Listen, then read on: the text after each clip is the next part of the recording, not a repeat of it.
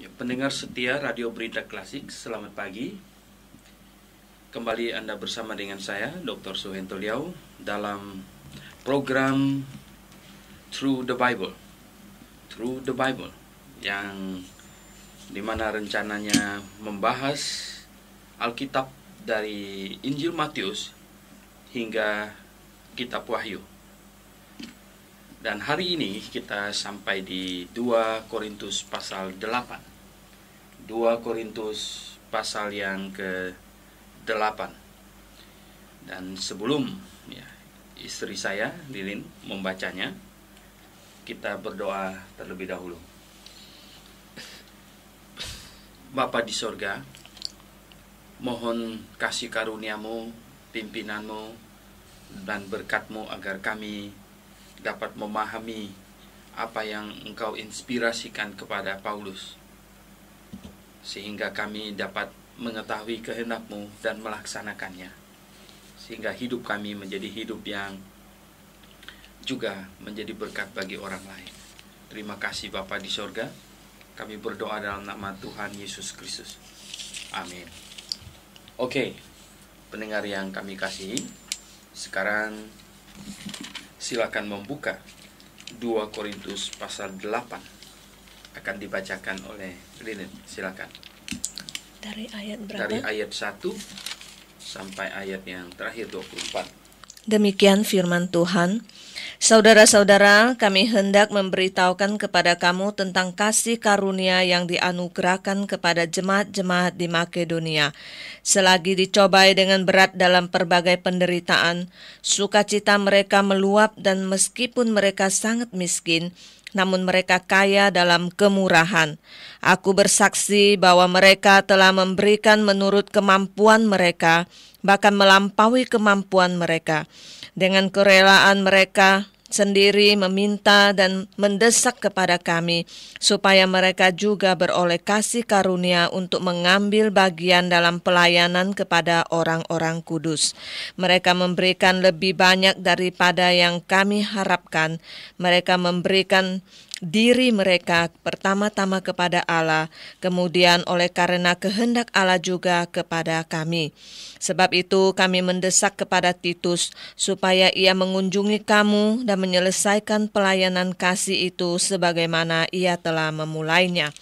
Maka sekarang sama seperti kamu kaya dalam segala sesuatu, dalam iman, dalam perkataan, dalam pengetahuan, dalam kesungguhan untuk membantu, dan dalam kasihmu terhadap kami. Demikianlah juga hendaknya kamu kaya dalam pelayanan kasih ini. Aku mengatakan hal itu bukan sebagai perintah, melainkan dengan menunjukkan usaha orang-orang lain untuk membantu. Aku mau menguji keikhlasan kasih kamu. Karena kamu telah mengenal kasih karunia Tuhan kita Yesus Kristus, bahwa Ia yang oleh karena kamu menjadi miskin, sekalipun Ia kaya, supaya kamu menjadi kaya oleh karena kemiskinannya.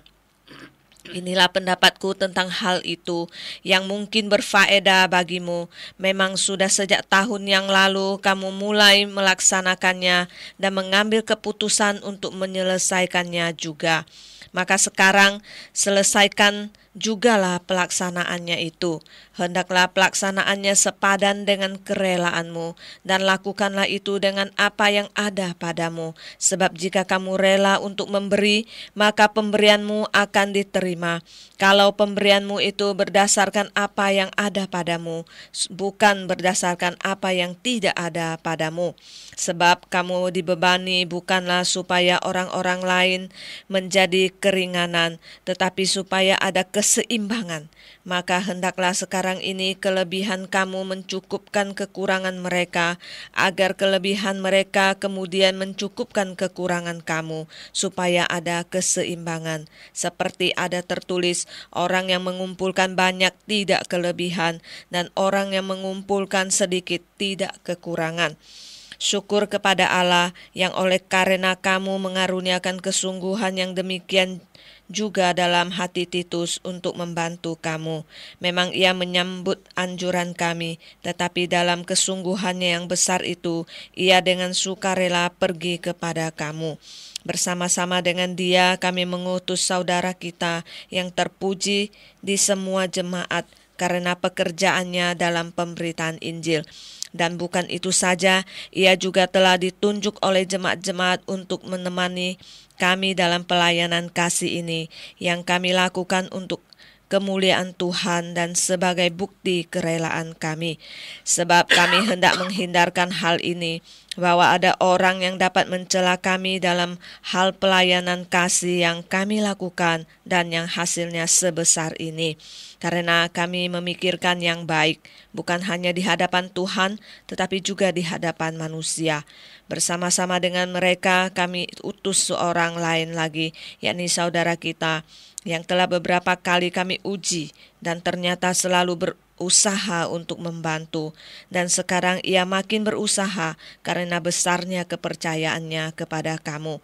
Titus adalah temanku yang bekerja bersama-sama dengan aku untuk kamu. Saudara-saudara kami yang lain itu adalah utusan jemaat-jemaat dan suatu kemuliaan bagi Kristus. Karena itu tunjukkanlah kepada mereka di hadapan jemaat-jemaat bukti kasih-Mu dan bukti kemegahanku atas kamu. Iya, oke. Mendengar yang kami kasih dalam Yesus Kristus, kita lihat pasal 8 adalah pasal yang sangat khusus yang berisikan himbauan Rasul Paulus kepada jemaat di Korintus mengenai masalah bantuan, ya, mengenai masalah bantuan keuangan untuk jemaat-jemaat di daerah Palestina yang sedang mengalami kelaparan. Nah, kita lihat kalau dari pasal 7 bagaimana Rasul Paulus telah menulis tentang sukacita, sukacita mendengar kabar yang baik, yang positif dari jemaat yang dikasihinya. Jadi memang sebagai seorang pelayan Tuhan, yang terpenting yang terindah adalah mendengar kabar positif, kabar yang baik, kabar yang indah dari jemaat yang didirikannya, dari hasil pelayanannya. Nah, di dalam pasal yang ke-8 ini kita lihat, ya, Rasul Paulus sekarang menyinggung hal yang sebenarnya lebih sensitif lagi. Kalau menyinggung masalah uang, ini memang hal yang lebih sensitif. Saudara-saudara, kami hendak memberitahukan kepada kamu tentang kasih karunia yang dianugerahkan kepada jemaat-jemaat di Makedonia. Ya, di Makedonia, sedangkan Korintus itu di Akhaya. Makedonia kira-kira di situ katanya ada Tesalonika, ada Berea dan ada Filipi di situ, di tempat Rasul Paulus sedang melayani. Belum sampai di Akhaya, yaitu di Korintus. Nah, diperkirakan, ya, Rasul Paulus ada di Filipi, ya. Jadi di satu tempat, ya, atau di Berea, ya, tidak tahu, pokoknya itu tidak terlalu jauh, ya. Yang jelas di sini dia berkata dia menulis dari Makedonia, jadi dari di antara itu, ya, mungkin Berea, Filipi, Tesalonika. Nah, pendengar yang saya kasih dalam Yesus Kristus, kita lihat di sini katanya dia di jemaat-jemaat Makedonia, dia mau memberitahukan kepada jemaat Korintus, ya, betapa, ya, kasih karunia Tuhan yang, ya, kasih karunia yang dianugerahkan kepada jemaat-jemaat di Makedonia di sana. Memang sebagai orang Kristen yang Alkitabiah dan di antara jemaat-jemaat yang Alkitabiah, ya, satu jemaat bersaksi dengan jemaat yang lain itu adalah hal yang sangat indah, ya, sangat baik. Ya, tentu, ya, ada perlombaan, kita tidak mau menyebutnya persaingan, ya. Ada perlombaan untuk lebih maju, ya, perlombaan untuk mencari jiwa, perlombaan dalam segala hal yang positif, ya. Nah, kita tahu bahwa ini Ada perlombaan, kalau lomba lari ya, lomba lari kan bukan masalah siapa mengalahkan siapa seperti kita orang main tinju atau apa, bukan. Tetapi di dalam kekristenan, di antara gereja-gereja yang benar, yang alkitabiah, ya ada perlombaan yang fair ya, perlombaan yang baik ya, perlombaan dalam hal-hal yang positif. Dan di sini Rasul Paulus memberitahukan kepada memberitahukan jemaat Korintus tentang keadaan jemaat-jemaat di Makedonia. Katanya selagi dicobai dengan berat ya, dalam berbagai penderitaan, ya sukacita mereka meluap, dan meskipun mereka sangat miskin, namun mereka kaya dalam kemurahan.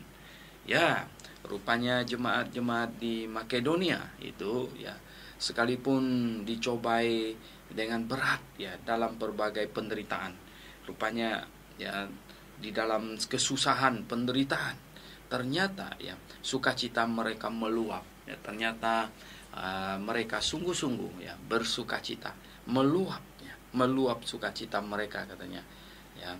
Dan meskipun mereka sangat miskin katanya, sebenarnya mereka sangat miskin ya, namun mereka kaya dalam kemurahan ya.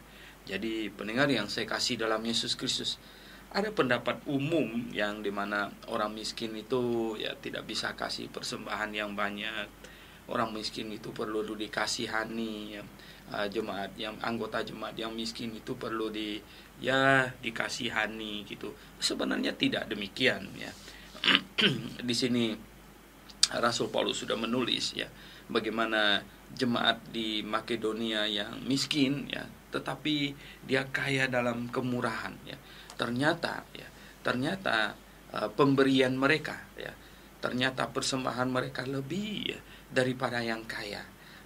Yang itu ya, mungkin ada jemaat lain ya, Korintus termasuk jemaat yang kaya dalam hal materi ya. Jadi Rasul Paulus ingin kasih tahu bahwa jemaat di Makedonia yang miskin sekali ya, miskin namun mereka kaya dalam kemurahan. Nah, pendengar yang saya kasih dalam Yesus Kristus ya, sebenarnya bukan masalah kaya atau miskin secara materi, tetapi yang jelas ya ada hati atau tidak. Nah, ini persoalannya yang lebih besar sesungguhnya. Nah, di sini dikatakan ya, itu jemaat Makedonia mereka miskin ya secara materi, namun mereka kaya dalam kemurahan ya, kaya dalam kemurahan. Aku bersaksi bahwa mereka telah memberikan menurut kemampuan mereka, bahkan melampaui kemampuan mereka ya, bahkan melampaui kemampuan mereka ya. Coba kita bisa bayangkan ya, kalau dilihat secara kasat mata, sesungguhnya mereka itu miskin ya, dari barang-barang yang mereka punyai di rumah, dari ini ya, pakaian yang mereka pakai mungkin dan lain sebagainya. Kita bisa tahu bahwa ini orang bukan orang kaya ya, namun hatinya penuh dengan kemurahan. Nah, ini luar biasa ya. Ini sebuah kesaksian. Jadi Rasul Paulus tidak mau ketinggalan untuk menyaksikan ya hal yang sangat indah, sangat positif ini, sehingga dia menuliskan bahwa jemaat di sana telah mengumpulkan ya sesuai dengan kemampuan mereka, bahkan sebenarnya melampaui kemampuan mereka. Dengan kerelaan sendiri ya, mereka meminta dan mendesak kepada kami supaya mereka juga beroleh kasih karunia untuk mengambil bagian dalam pelayanan kepada orang-orang kudus ya. Nah, orang-orang kudus itu adalah orang-orang percaya, orang-orang yang sudah diselamatkan ya. Kita semua orang kudus, tetapi mereka mendengar orang-orang kudus di Palestina, yaitu di wilayah Yerusalem dan di mungkin sekitarnya, mengalami kelaparan. Mengapa mengalami kelaparan? Ya, mereka menghadapi ini penganiayaan yang berat ya. Mereka menghadapi penganiayaan yang berat, di mana orang-orang Yahudi, imam-imam ya dan lain sebagainya, yang komponen Yahudi itu ya, para ahli Taurat segala macam, menganiaya orang-orang percaya di sana. Nah, kita baca di Kisah Para Rasul bagaimana mereka sudah ada yang sempat menjual rumahnya dan itu diserahkan kepada rasul, dan mereka mengumpulkan makanan untuk makan bersama. Ya, karena apa? Karena harta kekayaan mereka akan dirampas, ya, diambil, dan mereka mengalami kelaparan, ya, kelaparan yang amat sangat.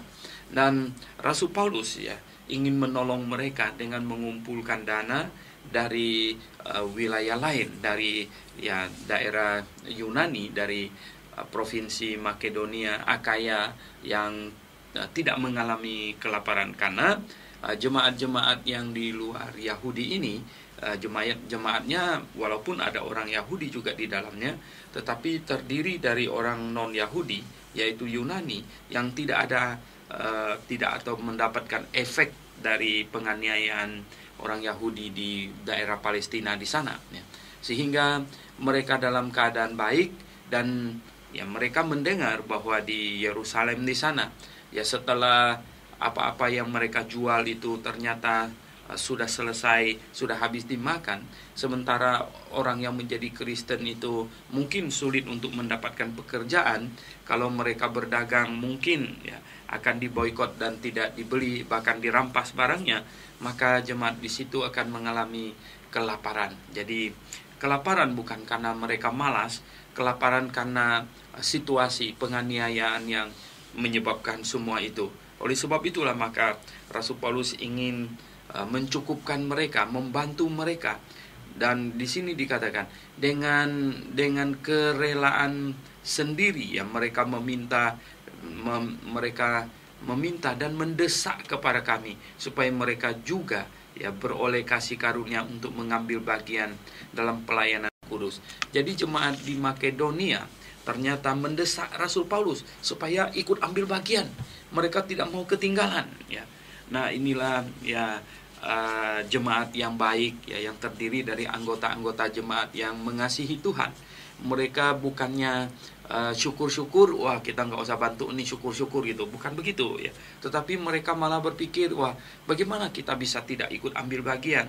Kita mendengar ada hal yang buruk menimpa saudara kita di tempat lain, bagaimana kita tidak ambil bagian? Nah, pendengar yang kami kasihi di dalam Yesus Kristus, inilah persaudaraan di antara jemaat-jemaat yang benar, yang alkitabiah di seluruh dunia seharusnya. Nah, tentu mereka satu doktrin, ya, mengasihi Tuhan mengasihi Tuhan di dalam doktrin yang sama, ya, mereka, ya, mengasihi Tuhan, dan mereka karena kesatuan doktrin, ya, mereka percaya dalam iman yang sama, mereka saling mengasihi. Nah, di dalam gereja yang sama, gereja lokal yang independen, ya, itu bukan berarti kita tidak boleh saling membantu. Justru, ya, kita mesti menunjukkan bahwa kita betul-betul, ya, jemaat yang alkitabiah. Kita harus memperhatikan, kita harus turut membantu kesusahan jemaat lain yang juga yang alkitabiah. Oleh sebab itu kita sungguh-sungguh, ya, kita ingin supaya ada kesehatian bukan satu organisasi, tetapi satu roh, ya, ini.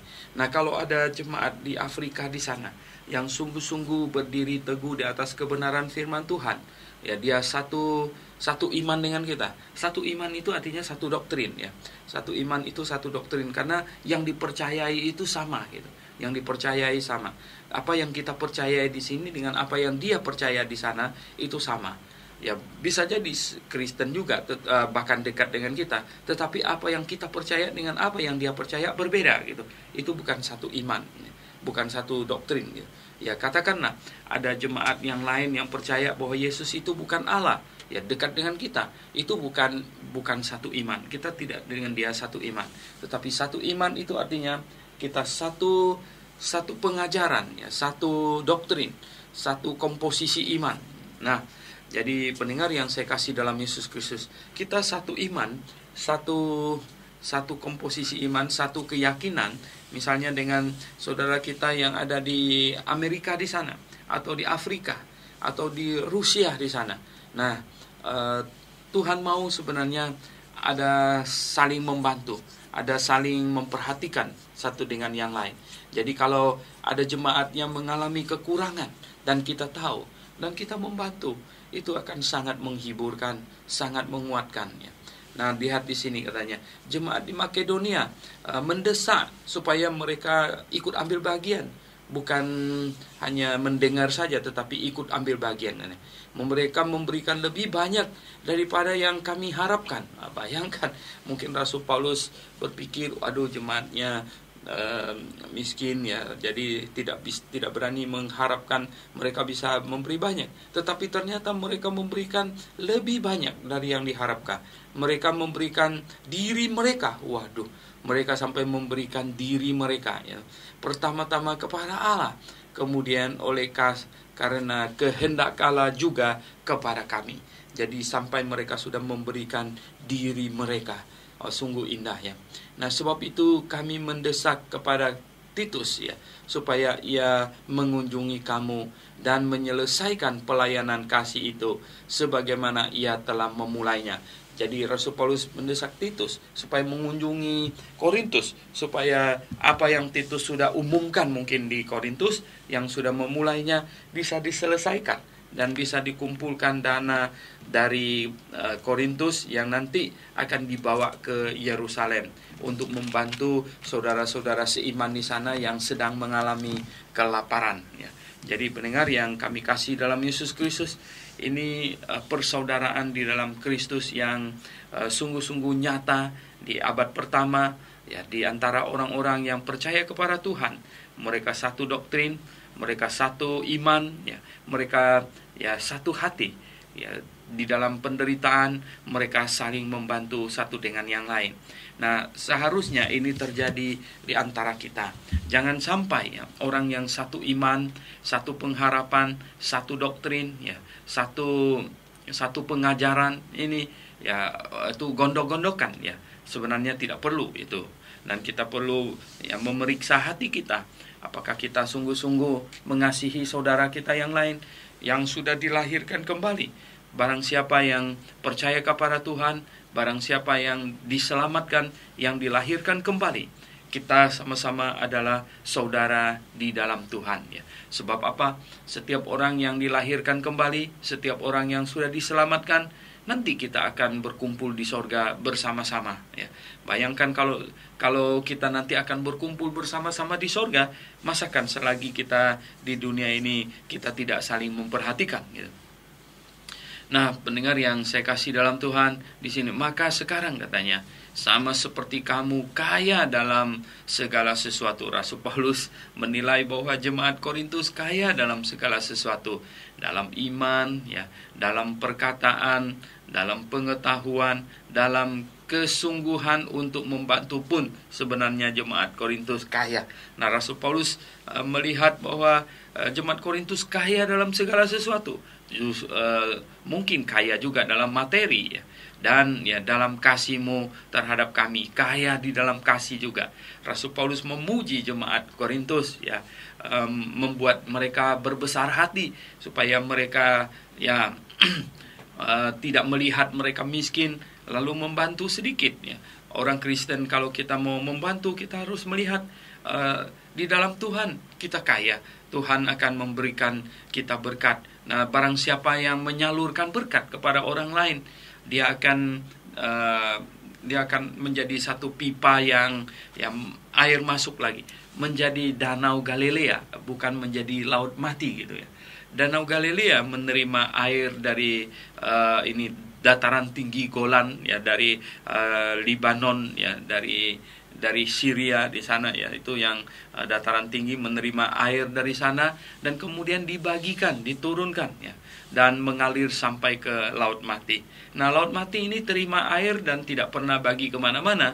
Akhirnya dia menjadi genangan air yang asin ya, genangan air yang sangat asin. Nah, pendengar yang saya kasih dalam Yesus Kristus, marilah ya anggota-anggota jemaat ya, atau jemaat-jemaat ya, kita belajar memberi ya, mengasihi. Karena dengan demikian maka kita akan berlimpahan ini kemurahan, menjadi orang yang berlimpahan dalam kemurahan. Ya, di sini dikatakan kamu kaya, ya. Kita betul-betul menjadi kaya, kaya di dalam kasih, kaya di dalam kesungguhan untuk membantu, kaya dalam perkataan, kaya dalam segala hal, ya. Supaya kita sungguh-sungguh menjadi penyalur berkat, menjadi orang yang memberkati orang lain, ya. Bukan memberkati dengan menumpangkan tangan, itu menghujat, ya. Itu menghujat, itu salah. Itu adalah mengangkat diri sebagai imam, ya. Saya mendengar ada kelompok yang dimana itu orang kaya disuruh tumpangin tangan orang miskin, ya. Itu konyol, itu bodoh, ya. Itu tidak boleh demikian, ya. Ya, kita menyalurkan berkat itu kita sudah memberkati orang lain. Artinya mungkin kita melihat ada saudara kita yang kekurangan, tanpa perlu dia tahu, kita mungkin melalui orang lain bisa salurkan sesuatu kepadanya dan kasih tahu, tidak usah kasih tahu siapa yang kasih. Mungkin lewat gereja, lewat jemaat, kita mau kasih seseorang uang, kita bisa masukkan dalam amplop, kemudian tulis ini untuk siapa, boleh dicemplungkan ke dalam kantong persembahan. Nanti orang yang hitung persembahan akan dapatkan amplop, di dalamnya ada uang dan tulis ini untuk siapa punya, gitu. Nah, biarlah jemaat yang dipermuliakan, bukan kita yang datang membantu buka cek atau hitungin duit shoot gitu, ya. Nah, itu kemuliaan untuk diri kita sendiri, tetapi kemuliaan biar diberikan kepada Tuhan. Oke, pendengar yang saya kasih dalam Yesus Kristus, kita harus ke operator untuk penuntun kehidupan. Silakan. Oke, pendengar yang kami kasihi di dalam Yesus Kristus, kita kembali lagi ke dalam pembahasan kita. Sekarang di ayat yang ke-8. Di ayat yang ke-8, Rasul Paulus menulis, ya, di 2 Korintus pasal 8 ayat yang ke-8. Nah, aku mengatakan hal itu bukan sebagai perintah. Maksudnya ini mengenai memberikan atau menolong orang-orang yang kesusahan, ya, menolong mereka yang sedang kelaparan di Palestina, di sana, di Yerusalem. Itu bukanlah hal perintah, bukan perintah, ya, melainkan dengan menunjukkan usaha orang-orang lain untuk membantu. Jadi menunjukkan kepada jemaat Korintus bahwa jemaat di Makedonia yang miskin itu membantu, ya. Jadi ini sebagai sebuah pembanding, ya. Sedangkan kamu yang kaya, bagaimana kamu ini, ya? Aku mau menguji keikhlasan kasih kamu. Jadi Rasul Paulus bilang ini bukan perintah, tetapi ini harus dilakukan dengan ikhlas, ya. Ini sebuah pembanding saja. Saya kasih tahu kalian mengenai, ya, keadaan jemaat di Makedonia. Mereka telah memberikan menurut kemampuan mereka, bahkan melampaui kemampuan mereka. Mereka telah kaya di dalam kasih karunia, ya. Dan hendaknya kamu juga kaya di dalam kasih karunia. Tapi ingat, ya, ini bukan sebuah perintah untuk memberi, tetapi ini sebuah informasi, gitu. Informasi, sebuah pembanding. Dan kiranya, ya, ini bisa diputuskan dengan, ya, keinginan, kerelaan, ya, keikhlasan hati kalian semua, gitu. Nah, karena kamu telah mengenal kasih karunia Tuhan kita Yesus Kristus, bahwa Ia yang oleh karena kamu menjadi miskin, sekalipun Ia kaya, supaya kamu menjadi kaya oleh karena kemiskinannya. Jadi Rasul Paulus bilang, terlebih, ya, karena kamu sudah mengenal kasih karunia Tuhan kita Yesus Kristus, ya, yaitu Tuhan Yesus yang sebenarnya kaya telah menjadi miskin, ya.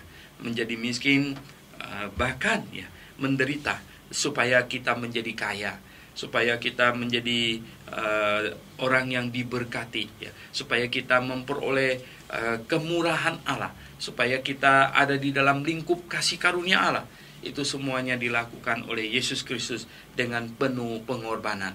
Nah, jemaat yang dikasihi Tuhan, katanya mereka semuanya, ya, jemaat-jemaat baik di Korintus maupun di Makedonia, semuanya harus menjadikan Yesus Kristus sebagai teladan. Yesus Kristus sebagai sebab kita bermurah hati. Yesus Kristus sebagai sebab kita mengasihi saudara kita yang lain. Jadi Yesus Kristus adalah pusat dari semua efek hidup kita. Seharusnya demikian. Nah, di ayat yang ke-10 lalu dikatakan, inilah pendapatku tentang hal itu yang mungkin ya berfaedah bagi kamu. Jadi Rasul Paulus menyampaikan pendapatnya.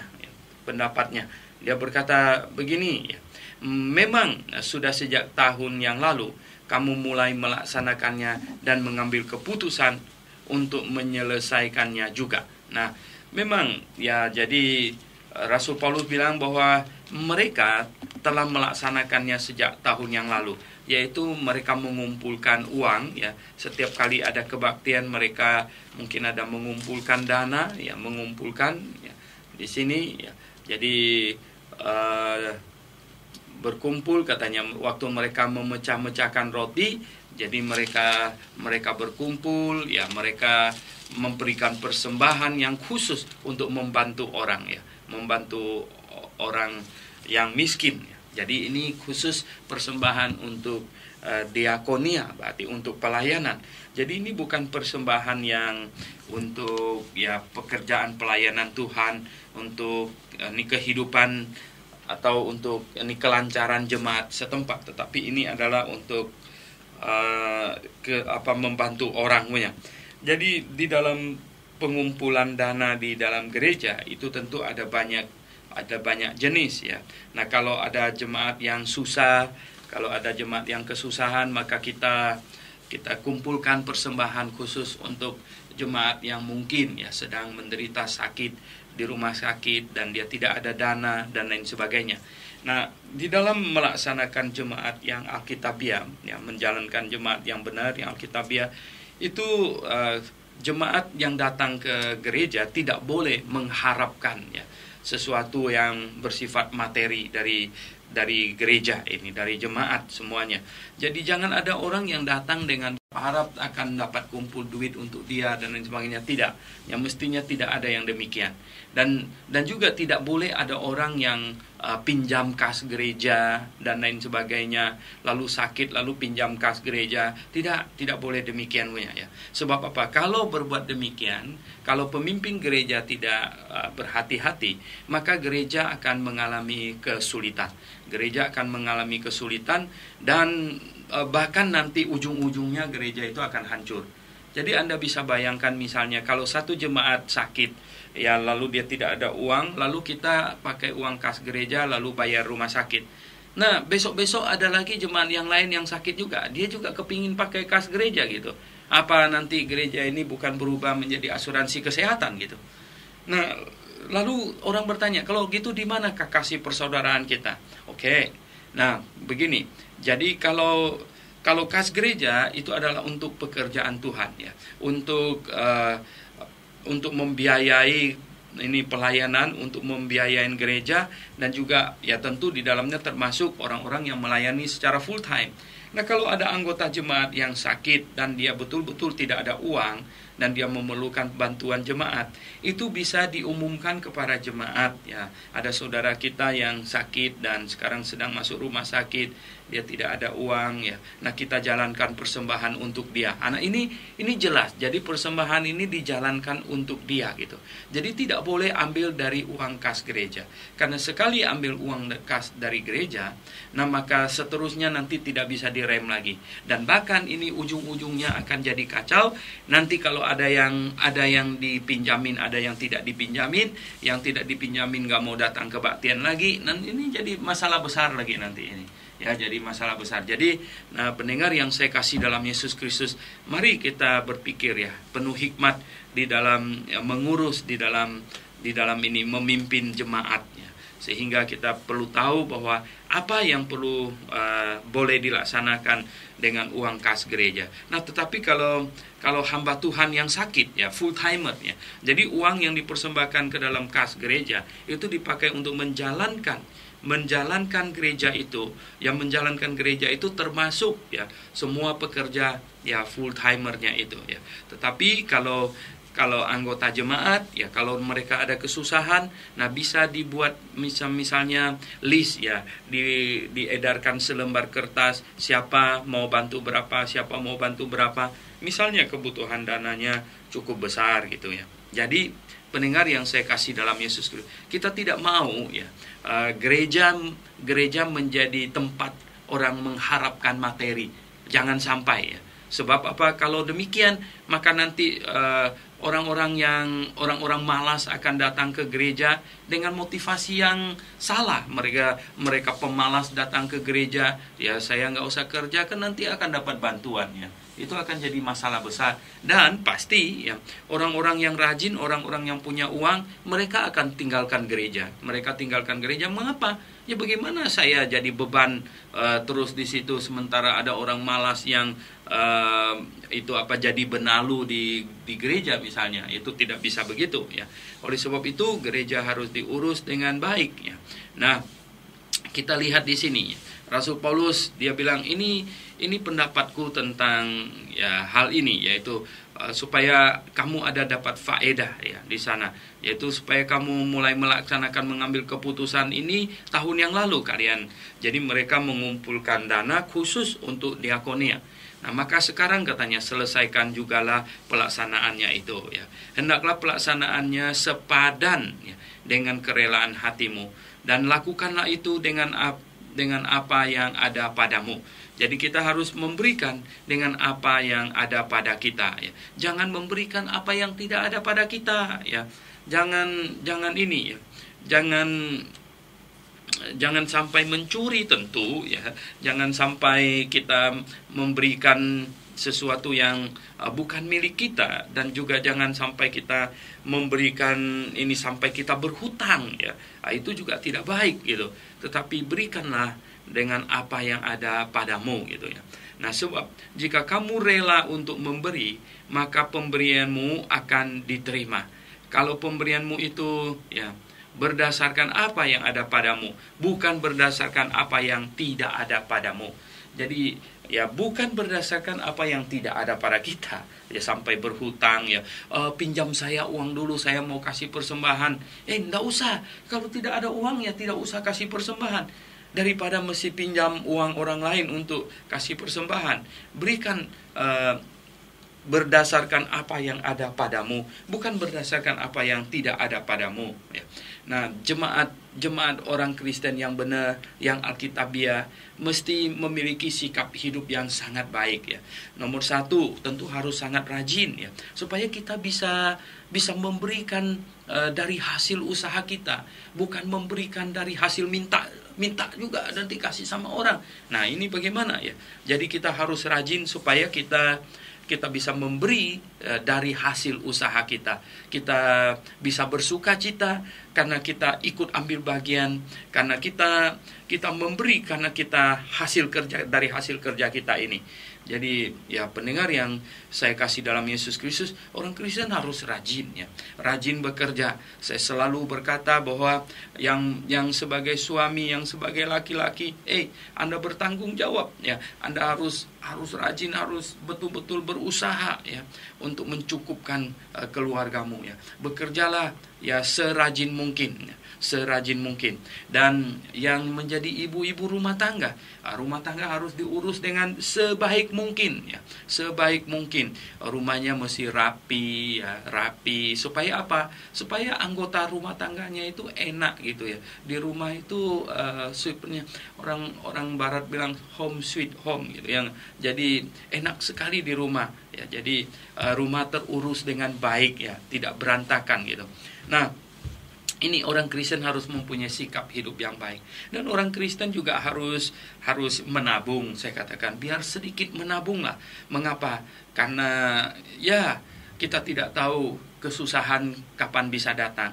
Sehingga kita bisa men-adjust. Menabung itu adalah men-adjust itu ya. Di saat kita ada lebih, kita simpan untuk menjaga-jaga di saat kita kekurangan, ada kebutuhan besar gitu. Nah, ini menabung ya. Kemudian orang Kristen tidak boleh ini ya, dengan sikap yang tidak baik. Misalnya ada kesusahan nanti pergi pinjam uang sama orang, sementara di lehernya ada kalung yang besar gitu ya. Nah, ini nggak benar gitu ya. Orang Kristen demikian ini tidak benar. Orang yang didatangin untuk mau minta pinjam duit akan melihat, Loh, ya kenapa dia tidak menjual kalungnya dulu gitu ya. Kita tahu, kita cari orang lain untuk minta tolong itu adalah ini usaha terakhir, itu usaha terakhir ya. Nah, orang Kristen harus mempunyai sikap yang demikian ya. Jadi kita berjemaat dengan baik ya, berjemaat dengan baik, maka ya orang Kristen akan menjadi kesaksian ya. Orang Kristen akan menjadi kesaksian yang baik, dan dengan demikian ya maka seluruh jemaat akan menjadi satu kesaksian yang baik. Nah, di sini di ayat yang 11 katanya, maka sekarang selesaikanlah juga pelaksanaannya itu sesuai dengan keinginan hati kalian yang 1 tahun yang lalu, yaitu bahwa tiap-tiap minggu ada disisikan ya, ada dijalankan kolekte khusus yaitu membantu saudara yang kelaparan di Palestina sana. Hendaklah pelaksanaannya sepadan dengan kerelaanmu katanya, begitu ya, kerelaanmu, dan lakukanlah itu dengan apa yang ada padamu ya. Jadi bukan yang tidak ada padamu. Nah, sebab ya kamu dibebani bukanlah supaya orang-orang lain mendapat keringanan ya, tetapi supaya ada keseimbangan. Jadi supaya apa? Ya supaya di hadapan Tuhan kita yang mendapat berkat yang lebih, kita tahu ya bahwa ada orang lain membutuhkan ya. Jadi kita menyalurkan berkat. Orang Kristen harus dapat melihat bahwa ketika dia membantu orang lain, ketika dia membantu pekerjaan Tuhan, ketika dia menolong orang yang sedang kesusahan, kelaparan ya, itu sama sekali uangnya tidak hilang ya. Uangnya tidak hilang. Hasil jerih lelahnya sama sekali tidak hilang.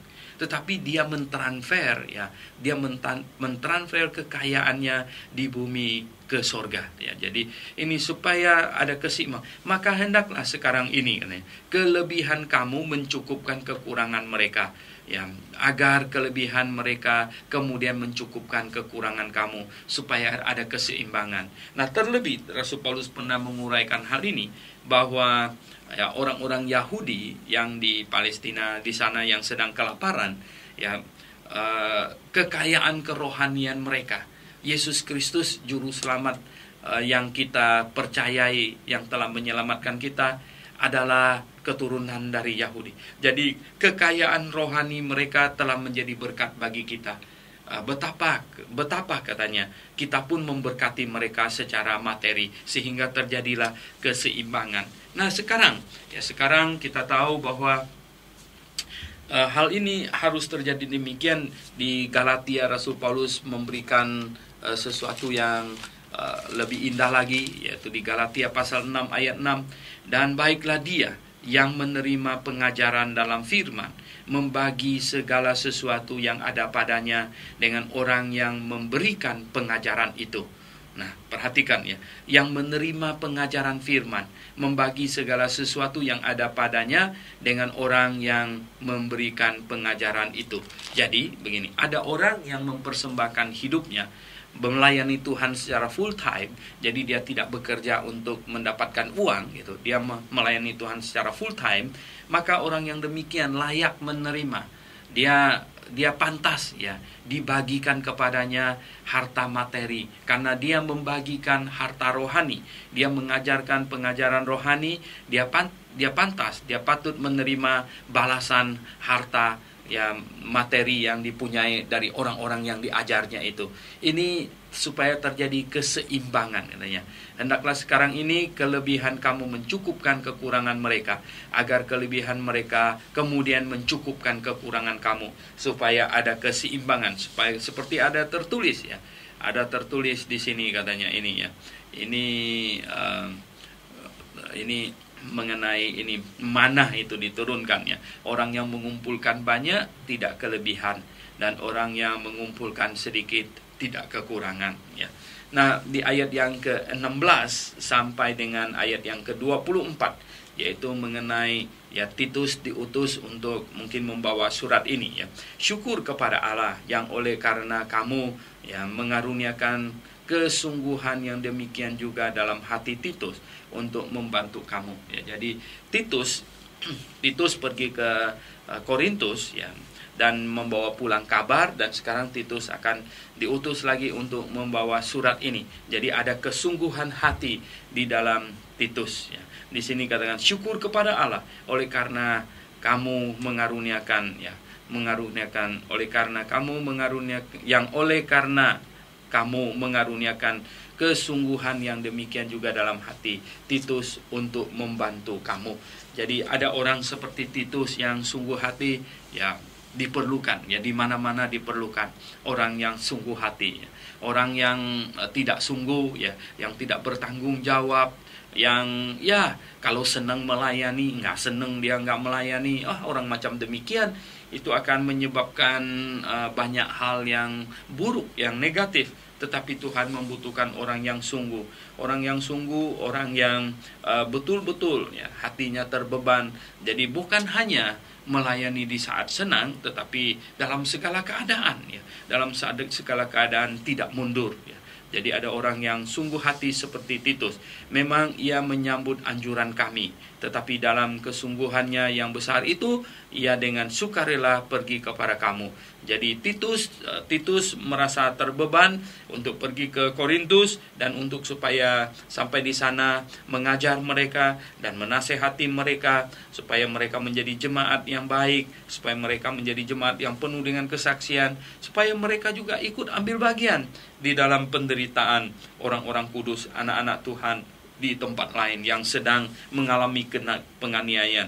Perlu diketahui bahwa penganiayaan terjadi terlebih dahulu di Yerusalem, sejak Rasul Paulus dululah. Rasul Paulus yang memimpin penganiayaan di Yerusalem, di mana Stefanus sudah dibunuh dan banyak lagi, akhirnya banyak janda di sana yang suaminya dibunuh, dan tentu banyak juga anak yatim piatu di situ, sehingga mereka mengalami kelaparan, dan mungkin penganiayaan semakin intensif sehingga mereka tidak bisa bekerja. Dan Rasul Paulus mengingat dulu juga dia pernah membuat kesusahan bagi mereka di sana. Sekarang dia memimpin jemaat-jemaat yang dibangunnya di Makedonia, di Akhaya, di mana-mana untuk kirim bantuan kepada jemaat di Yerusalem yang mengalami penganiayaan dan kesusahan itu.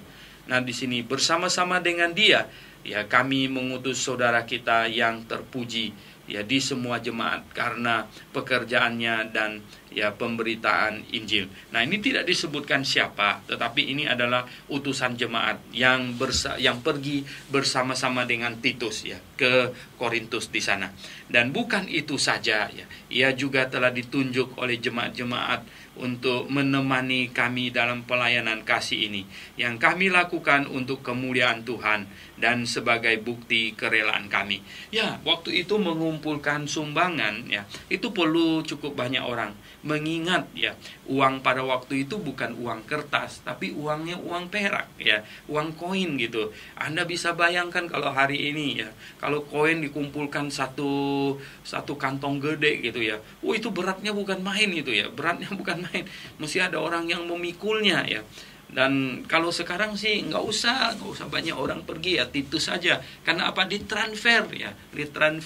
Dan bahkan sekarang pakai ini transfer lewat ATM atau bahkan electronic banking sekarang ini. Tapi zaman itu tidak, zaman itu perlu digotong sumbangannya perlu digotong. Jadi perlu ada orang yang pergi membantu Titus, dan orang yang pergi membantu ini juga harus orang yang terkenal setia, terkenal jujur bukannya digotong-gotong kok makin ringan karena apa? Yang gotong menghabiskan sebagian Nah, pendengar yang saya kasih dalam Yesus Kristus Jadi maka itu Rasul Paulus bilangnya ini orangnya yang sudah diuji yang sudah diuji, yang terpuji di semua jemaat, orang yang benar-benar sudah diyakini mantap yang sudah terlibat dalam pekerjaan pelayanan pemberitaan Injil segala macam Dan bukan itu saja, ia juga telah ditunjuk oleh jemaat-jemaat untuk menemani kami dalam pelayanan kasih ini yang kami lakukan untuk kemuliaan Tuhan dan sebagai bukti kerelaan kami. Jadi ada sesuatu yang positif dari orang yang diikut sertakan, supaya apa?